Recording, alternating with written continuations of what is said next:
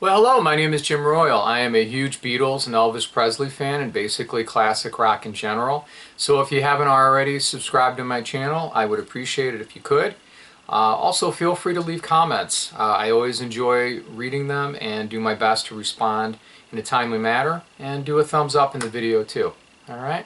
So today what I wanted to do is I wanted to talk about a new release that came out July 31st, 2020.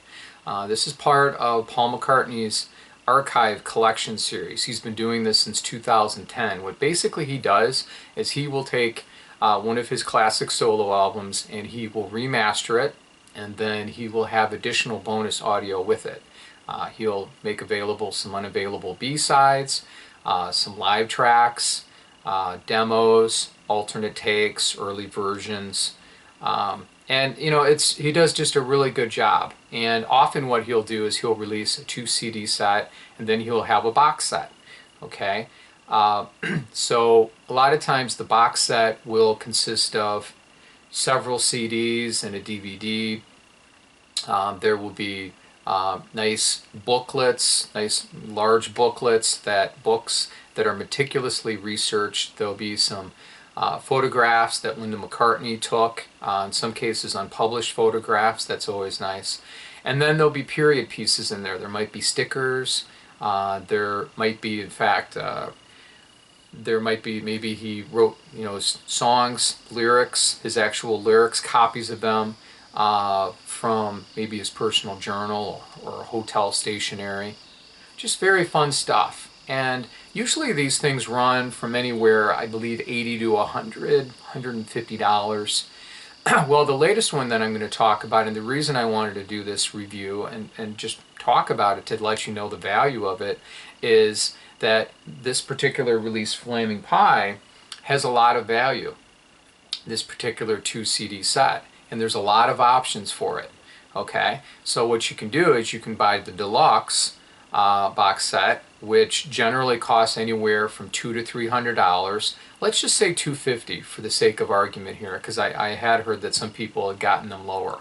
Okay, and then there's the super deluxe, which is anywhere from $400 to $600. Okay, and there's even more material. Well, this one is, you can get this for under $25. Okay, it's a 2 CD set, which I think is really cool. I actually got mine from Target, and I paid $17.59 for it. It was on sale, and with taxes I got it for under $20. Okay, really good. So let me show it to you, and then I'll tell you what's on it, and I'll tell you that I really think there's a lot of value for this. The deluxe version has 5 CDs and 2 DVDs on it, and this material, from what I'm looking at, has about 2.5 discs worth of material from that deluxe. So that's pretty good. Alright, so let's take a look at this. Okay, so you got the cover there. And nice photographs of Paul. Okay, the back side.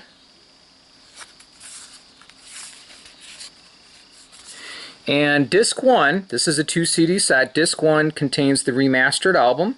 Okay, Paul was, this was right around the time of Anthology, and Paul was very much inspired after listening to those early takes of Beatles songs, and he put out this nice classic album in '97. And then this is the bonus audio disc. Okay, this has 21 tracks on it. And then what we also have is we have a booklet, which I think is pretty faithful to the original. Okay, so what you have here is you've got some pictures, and you've got, you know, you'll have the lyrics to the song, and then there'll be something talking about it, either the song development or where Paul was at that time when it was recorded. I think it's pretty cool. So that's what you get. Okay, so we're going to put that back.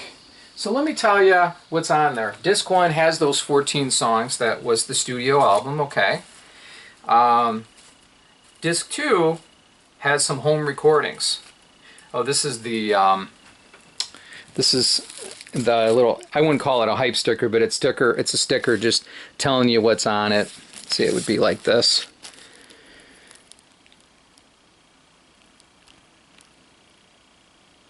Okay, and then these are, let's put it this way because this is how it was, so you'd see what's on it. Okay, so that's what you got there. So the first 11 selections, the first 10, 11 songs are on disc 2 of that deluxe version. So disc 1 has the same as the deluxe, and disc 2 has all of those songs on there too. And then there's 10 additional songs which are taken from the rest of that box. So let's talk about these home recordings. You have the song we were singing, The World Tonight, If You Wanna, Some Days, Young Boy, Calico Skies, Flaming Pie, Souvenir, Little Willow, and Great Day. And then you have a demo, 1995 demo for Beautiful Night. Okay? So these home recordings are sensational. I know that some people on YouTube have said that they didn't really like them, they weren't, you know, they found them boring or they're just a little rough. I found them fascinating. And the reason I did is these 10 of the songs, 10 of these home recordings, 9 of them are acoustic guitar and 1 of them is piano. The only one that is piano is Flaming Pie. Okay? The rest of them are acoustic guitar, and it's just Paul, and it's his little guitar, and he is pressing play and record into a tape machine, and he is just recording the song as is. There's no overdubs, there's nothing. In fact, in one of the songs, there's a piano, there is a plane that you can hear while he's in the middle of recording, and he just keeps going. And then in another song, you actually hear the phone ring before he starts performing. Okay? I thought that was pretty interesting, but he is so warm, he is so genuine. This just, if you listen to these, just give him a chance, listen to them in headphones. He is just, the way he delivers these are straight from his heart, you know, and he's not just phoning this in or realizes, oh, these are rough. He is singing at his very best. So much warmth, so much love, how as he's crafting this. These songs are just excellent. So the song we were singing, for example, actually was a little bit longer. I think it was about a little over 5 minutes. And he had other ideas that he was working on with that. He decided to cut that down to the version that we're used to. World Tonight is also pretty nice. If You Wanna. Actually, I like If You Wanna better on this than on the released version. And some people have said that on stuff. Some Days is excellent. Excellent. And you know, a lot of this album is acoustic in nature to begin with. Okay? Some Days he just nails it really well. Young Boy, I actually really like this a lot too. In fact, it's just different. It's very warm, and I like this one also. Even better probably than the record version. I like the record version with Steve Miller. Okay? Calico Skies is really good. Flaming Pie, that's a nice piano one. I talked about that. That was very interesting. I like that too. Souvenir. I mean, they were all pretty good, I thought. Even Great Day, which was one that he used to sing in '69 and '70 on the farm when he and Linda, they were just starting to raise kids. He would sing this in the kitchen. They would sing it as a family. You know, him and Linda would sing it. So she's also was on there. She would be on the studio version. Okay, and then you've got a run. Let's see. You've got a 1985 demo of Beautiful Night, which is good. I like it. Okay. All right. So let's talk about what's next on here. You've got a run through of Beautiful Night, and this is with him and Ringo in the studio. And it's cool, and he wanted to, as he's saying, he's conversing with Ringo back and forth, they're talking, and he was trying to do a pass at it and try to get it, see how it would be for a feel at 3.5 minutes. Very good. I thought it was pretty interesting.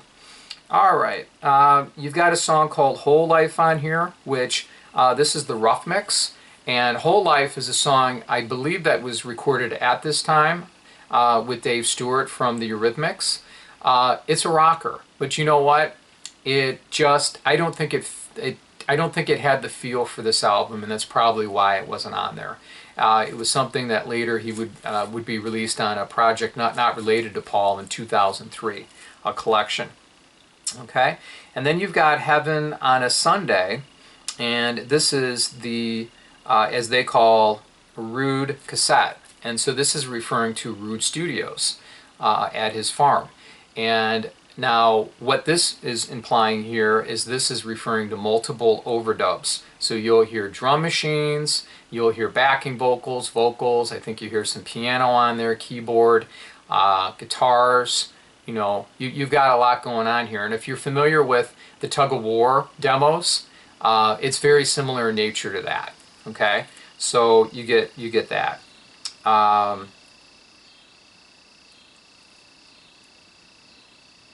Let me make sure yeah, that's pretty cool.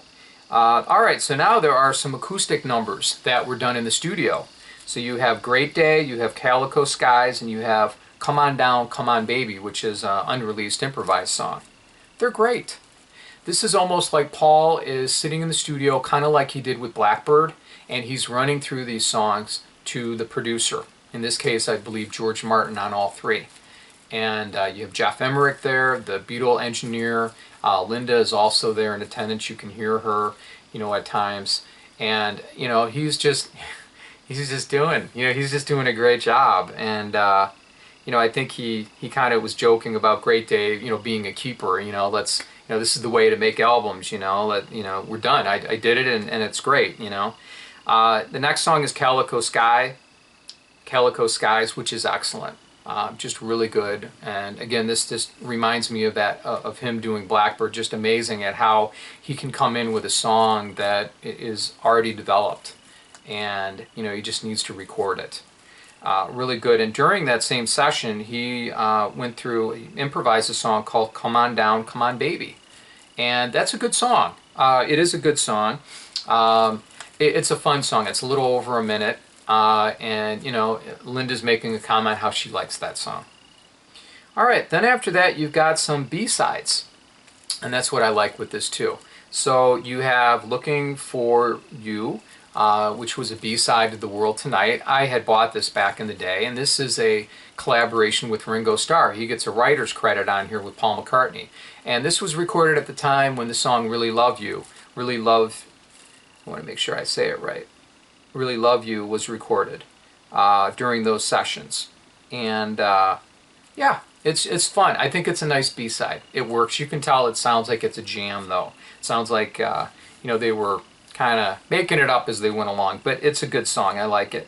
The next song is called Broomstick, and Broomstick is something that he worked on with Steve Miller. Also, he worked with Steve Miller on this album, Used to Be Bad and Young Boy. I like it. I think it's a nice B-side. I hadn't really heard about it too much prior to this, so this was a nice treat, and another reason why I was happy I bought this. All right, and then you have two songs that are closing out, Love Come Tumbling Down and Same Love, and these were recorded back in the 80s, I believe 87 or 88, okay?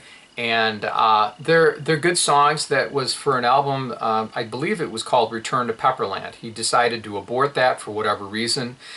Phil Ramone, Billy Joel's producer, produced this album.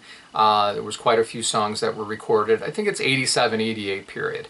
Love Come Tumbling Down is a nice song. I like it. I really like Same Love. I think that that is an excellent song. So I would encourage you to go out and buy this.